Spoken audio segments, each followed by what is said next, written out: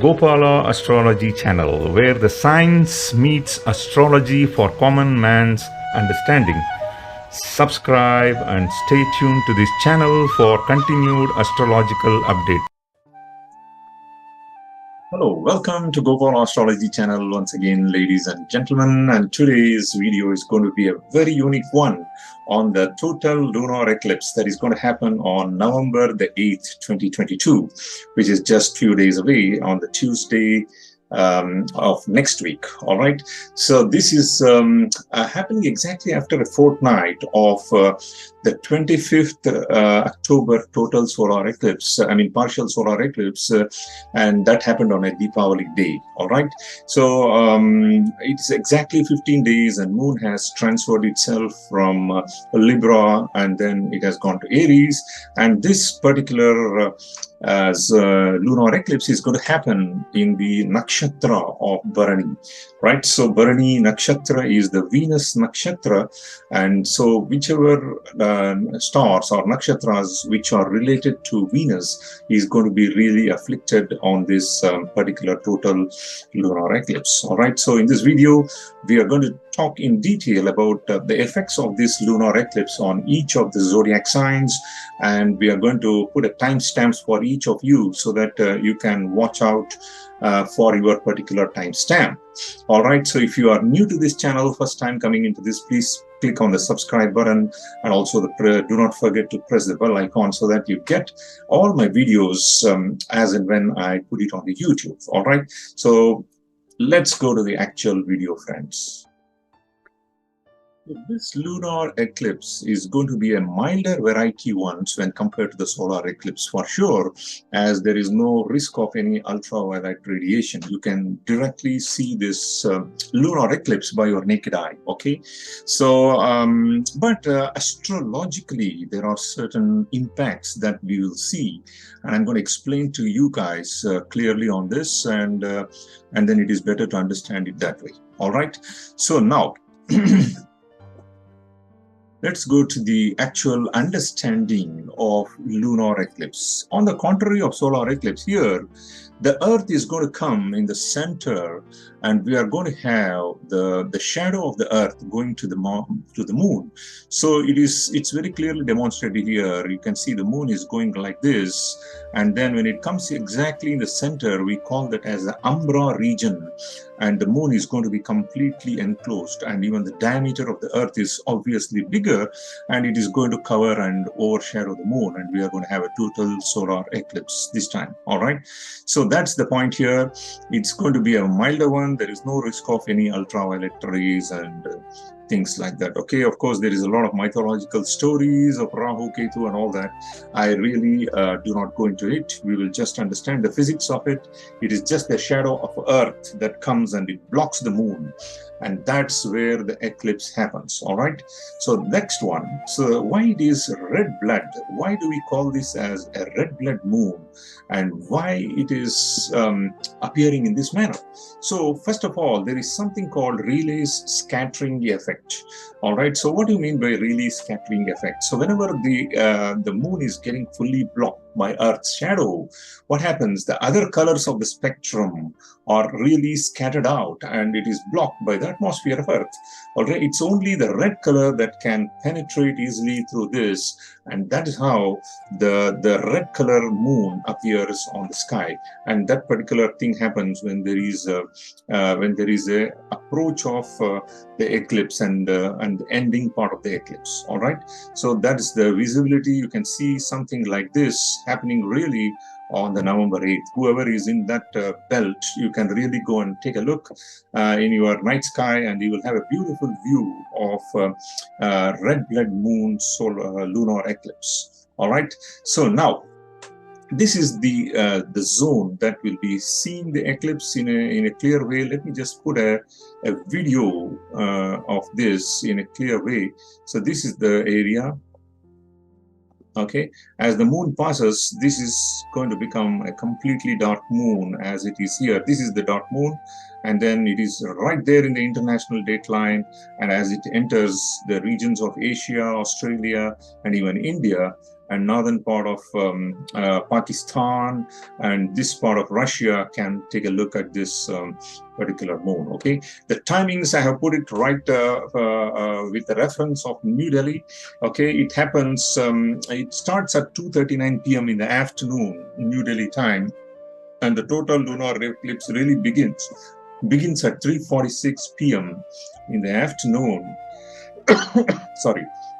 The maximum, the peak solar eclipse can be seen in the northeast part of India. It happens at 4:29 p.m. Indian Standard Time, and it's going to get end by 5:11 p.m.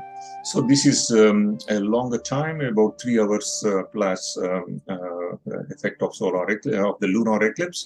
All right, so this is seen in the New Delhi time. Now, on the same day, actually, it is a Karkataka Purnima. It's a very auspicious day in Hindu calendar because this is also recorded that in the mythological story, the Lord Shiva had killed a demon by name Tripurasura, and that's why this day is celebrated. It's a very holy day, and even one of the best gurus of Sikh faith was born. He is Guru Nanak, and so it's also known as Guru Nanak Jayanti. So it's really a very, very auspicious day, and this is the day that even Lord Vishnu took his first incarnation as a Matsya Avatara. Right, so there's a lot of story in Indian mythology about this particular day. All right, so that's the significance of Kartika Purnima, and we always celebrate. And every Kartika Masa, it comes normally in the month of November, and this is the time every Indian women, they light the lamps as a mark of spreading happiness and then celebration of the death of the demon Tripurasura. All right, so there's a lot of Indian mythological story behind it.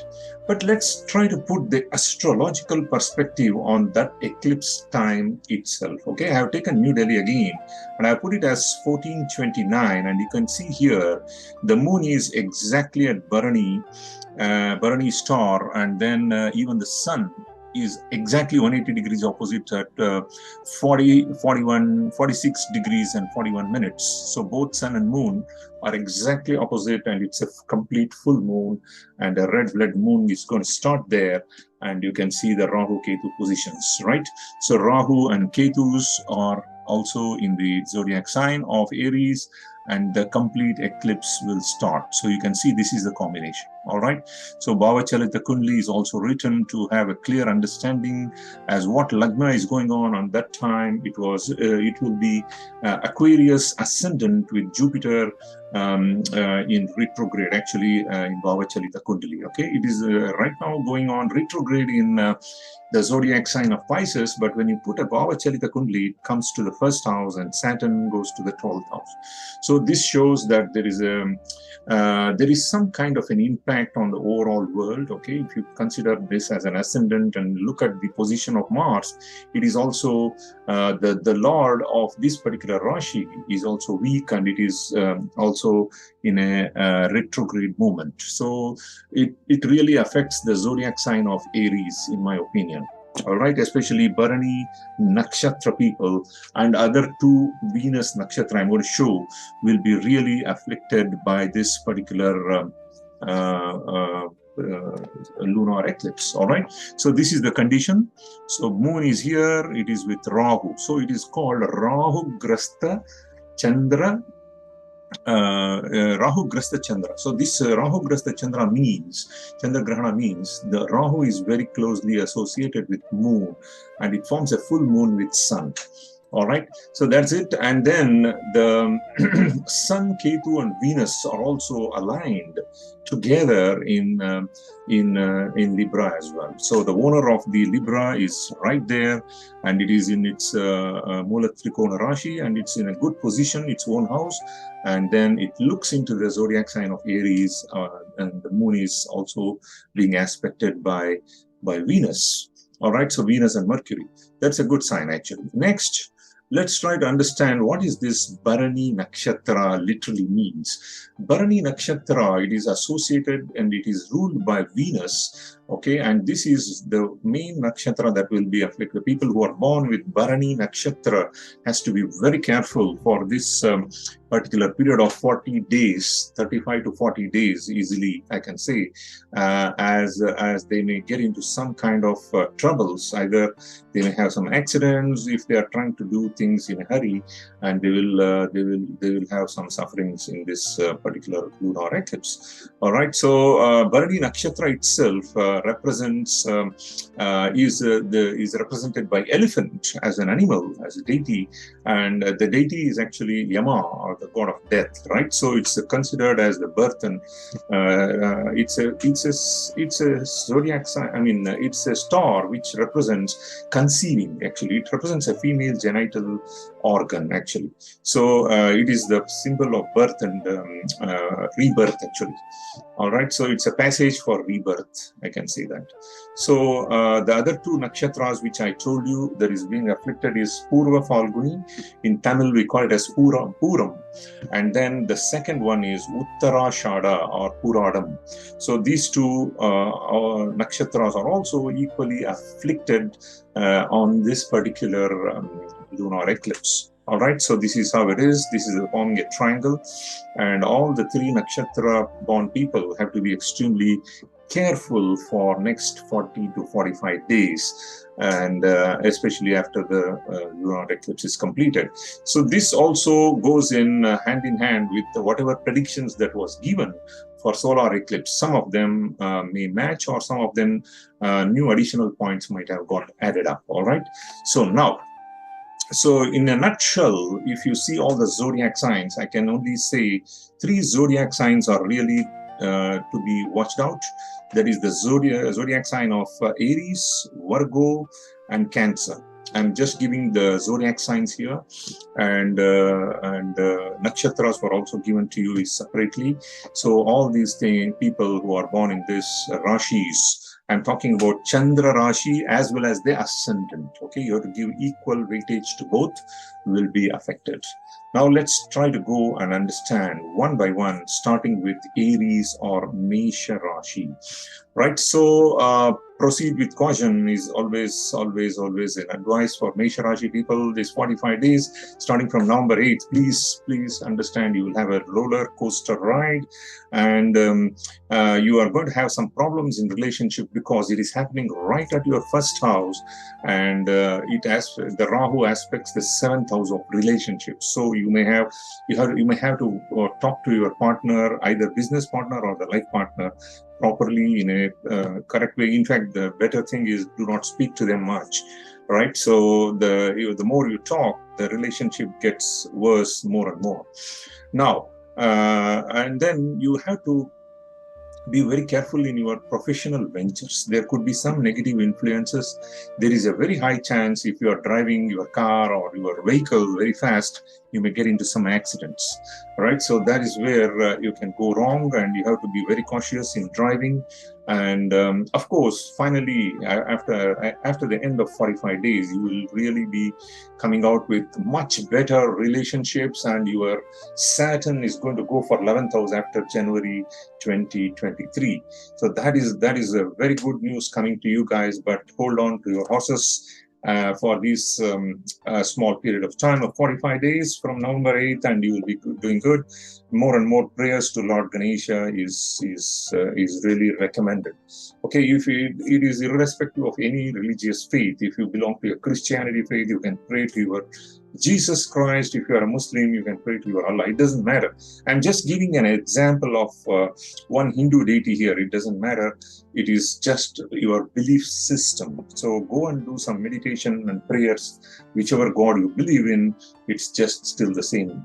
It's still one God, and it has different names. That's all. Okay. So that is the point here. The next one is Vrishabha Rashi or Taurus. So let's talk about these people. They have good time here because it's happening in their 12th house and also in the 6th house. So that is the axis. So we are talking about 6th house of Libra, and then the 12th house of Aries. So since this is happening in these two locations, it is going to affect your father side grandmother, right? So why father side grandmother? Because ninth house is actually the house of father, and then the 4th from the 9th, the 12th, right? So that represents the mother of the father. That's how we relate from the Bhavan effect. So if at all you have a grandmother from the father side, right? So she may have some health problems. You can see that, and the Ketu and the Sun are located in the 6th house, which is very good. So that is where you will get some opportunities. There is some exciting times. The old endings and new beginnings is always waiting for you. So I think this this particular lunar eclipse is going to give positive results for Taurus ascendant sign. All right. The next one, sorry, Gemini. For you guys, you have been working very hard with Astamashani, and this can come as a little bit breather. Okay, you have been advised to do a lot of prayers and stuffs like that, but now you can take some spiritual rest or a break time. Okay, so it is now happening in your 10th house, and then there is some kind of an opportunity that is expected in your business, in your workplace. You will get more stabilized, and many of your deepest desires you were holding back previously, it gets opened up, and there is a good things that is expected in the workplace. All right. So worshipping the goddess, feminine goddess Durga, can give you maximum benefits. So it is still a good thumbs up for Gemini ascendant personalities.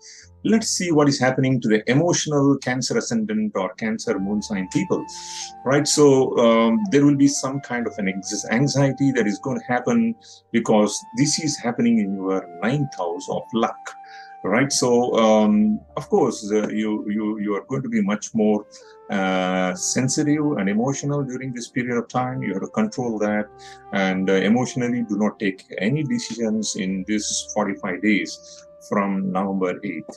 Okay, worshipping Vishnu can solve your problems, and I think do not take any important professional decisions during this 45 days period.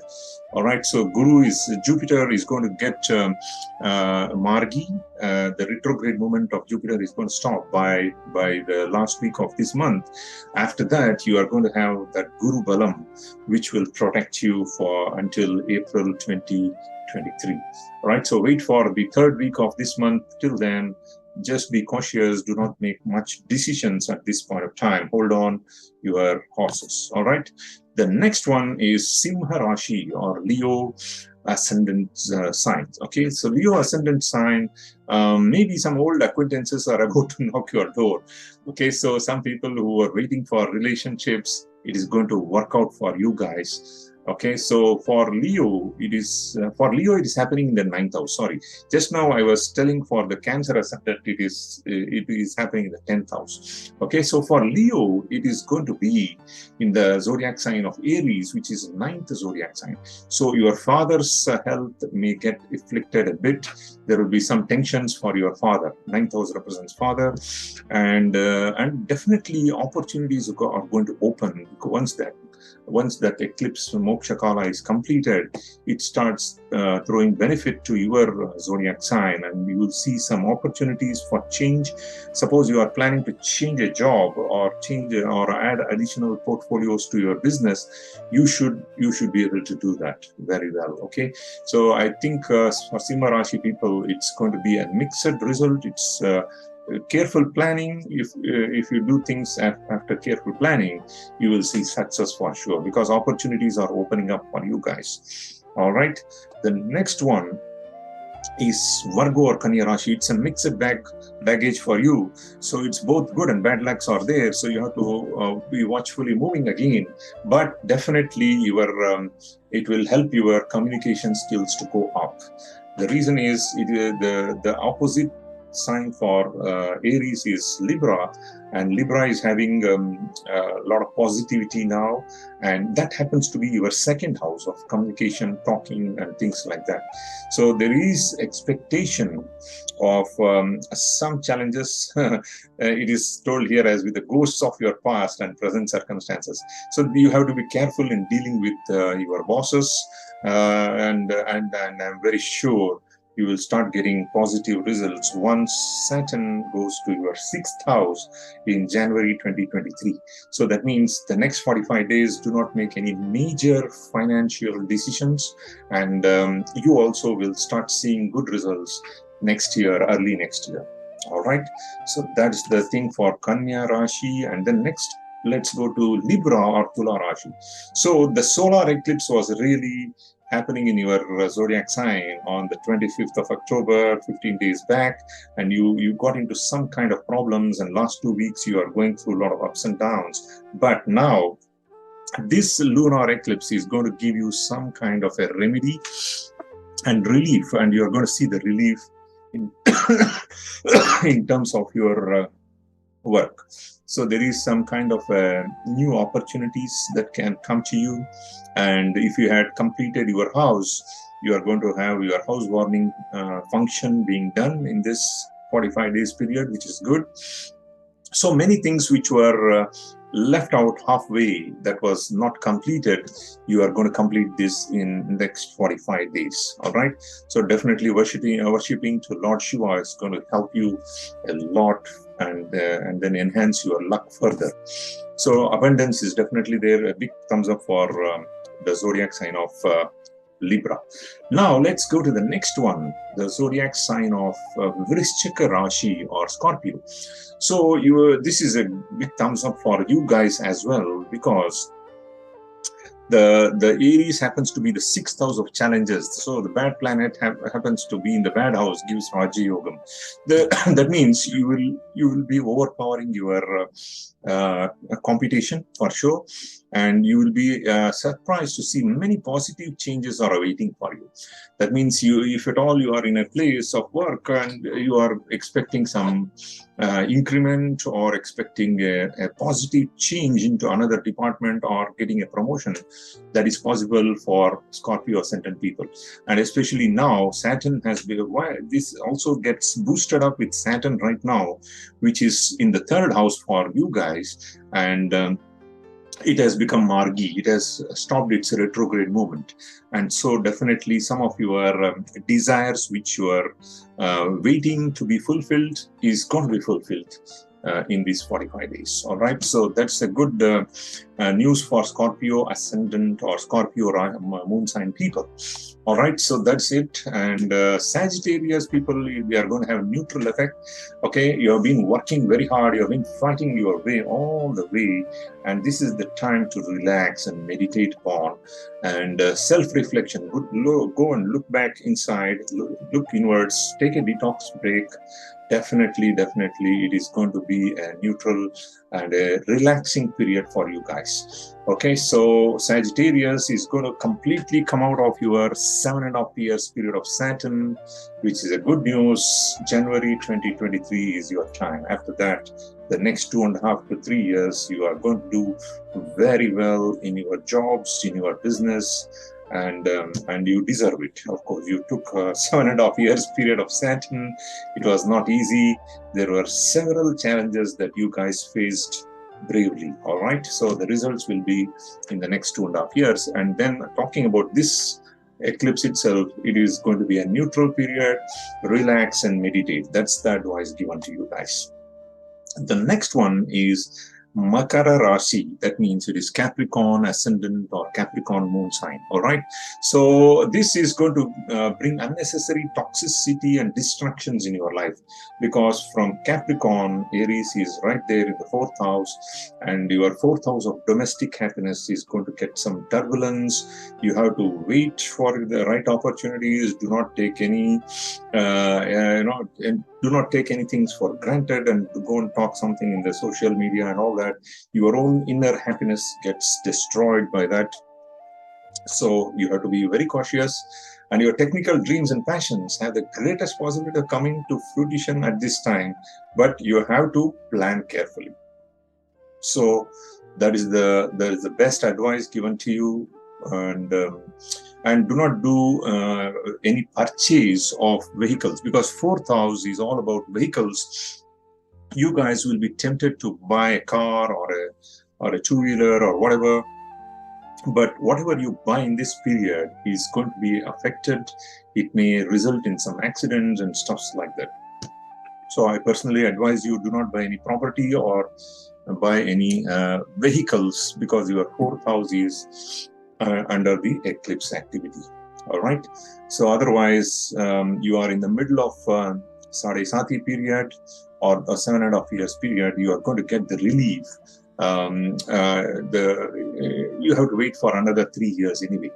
So, but all the time is not bad. You will get some relief with Rahu moving to your third house later on into the Meena Rashi. So Rahu Balam is going to be expected to Makara Rashi personalities that will help you guys next year. Otherwise, you are to be watchful. Okay, so Shani Balam and Guru Balam is not there for you guys. Next one is Kumbha Rashi or Aquarius zodiac sign. So the people, you will have this done in the third house. Okay, so again, this is a good position for an eclipse to happen in the third house. You guys have the maximum benefit from this eclipse. So if at all you are planning to look for a new placement in job, you are really going to get it, and your salary can increase in the new place, or in the same work atmosphere, you may be given an additional role and additional money. So that's good. So I think it's all overall development professionally as well as in business. For if you're a businessman with Aquarius zodiac sign as your moon sign or lagna, definitely the next 45 days is going to give you a lot of positive results. Just observe and participate it smoothly, and make sure your plans are well exhibited. So it's a big thumbs up for Kumbha Rashi personalities. Keep praying to Lord Vishnu and listen to Vishnu Sahasranamam. Okay, that's the best remedy for you guys.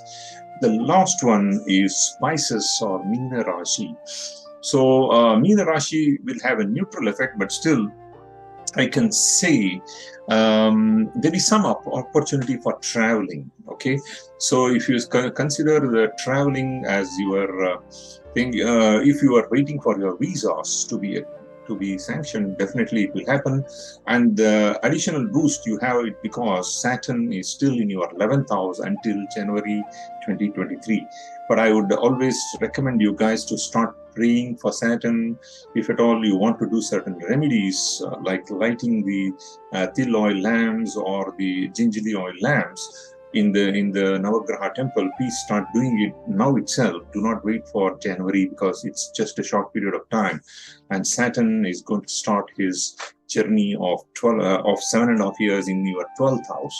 So that is what you have to keep as top priority, and then you will somehow get some relief with Jupiter's transit to Aries in April 2023. So you get a Guru Balam, so at the same time you will be able to mitigate the 7.5 years period of Saturn if you start praying early towards it. Okay, but otherwise this particular lunar eclipse is going to be neutral for you guys, and definitely you are going to see some abundant opportunities which you need to tap out, and mainly that may come from Saturn.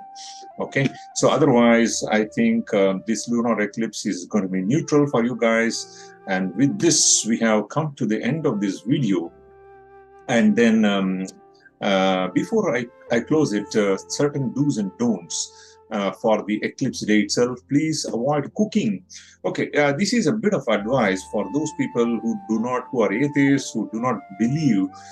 Please understand, cooking and eating during the eclipse period may not give you sound health. You may not immediately see on that day, but over a period of time, certain toxicity must have gone inside your body. Okay, especially during solar eclipse, it will be no, but for lunar eclipse, it may have a milder effect. Okay, there are so many people who scare you guys, but I just thought of putting this slide. to make you understand if you are having the lunar eclipse very clearly visible in your country. Please do not do cooking or start cooking at the eclipse time, and do not eat during the eclipse time. You can always give a pause, and if it is your dinner time, please do that dinner earlier itself, and then you can wash your utensils and close the kitchen. All right, that's the best thing. And the chanting of the prayers, so whichever is your belief system, it doesn't matter. You can go ahead and do certain prayers. You can light a lamp, if you an organic lamp. It helps you a lot to put your focus on it. Do certain meditation, whatever you have learned. Okay, so many people scare you guys, you need to do certain slokas and all that. What about a person who lives in Africa? He's also a villager. He doesn't know anything much, but still he can achieve peace and harmony, right? So that's why we should not go by any specific mantras and tell people or scare people. I'm here with an open mind. I'm telling you that please do not start cooking at that period of time. Do not eat. Try to do certain meditation. Lighting a lamp will help you focus your attention towards the belief system that you have. Whatever God you believe, you can focus on that God, and that's it. And avoid sleeping totally. If it is middle of the night, I cannot make you stop sleeping, right? So these are certain rules for pregnant ladies. What I had mentioned previously for solar eclipse, it still holds good, and it may not be so much impactful for the baby, but still it is better for a pregnant woman not to have her meal during this particular period of time. And I have not changed this slide from the solar eclipse, but I'm just trying to advise you guys that the effect of lunar eclipse is very, very mild. I can say in a 0 to 100 scale, it may not be even 0 to 5, okay, 5 or 10. So that's why you just watch out. And there is a belief system in India that if you put a tulasi leaf on the food, if you have already cooked it, you just put a darbe leaf. There is a thing called a darbe leaf or a tulasi leaf. When you put that on that food and later on come back and eat after the eclipse is over, they say that the protection is there for that particular food. It preserves. The tulsi has that power, or the darbe leaf has that power. Okay, these are all the belief system that is practiced in India. I'm not enforcing any of these things. I'm just giving you an information. If you believe it, please try and do it. Definitely tulasi, in my own personal experience, it's a very, very medicinal valued plant. Okay, so it is you can always go and Google the benefits of tulasi leaf, and you will see an innumerable number of benefits that is mentioned there, and it's the best medicine for cold and cough also. Right, so take everything scientifically, understand it before you do. Then only when you understand whatever our sages has told, you will do it with heart. Otherwise, please do not do it. All right. So we have come to the end of this video. If you have any questions, please type it in the comment section. I will be very, very glad to assist you with whatever knowledge I have. And I would really appreciate if you can share this video with all your friends and relatives so that we can share the knowledge that we have. All right. So thank you very much. Bye-bye.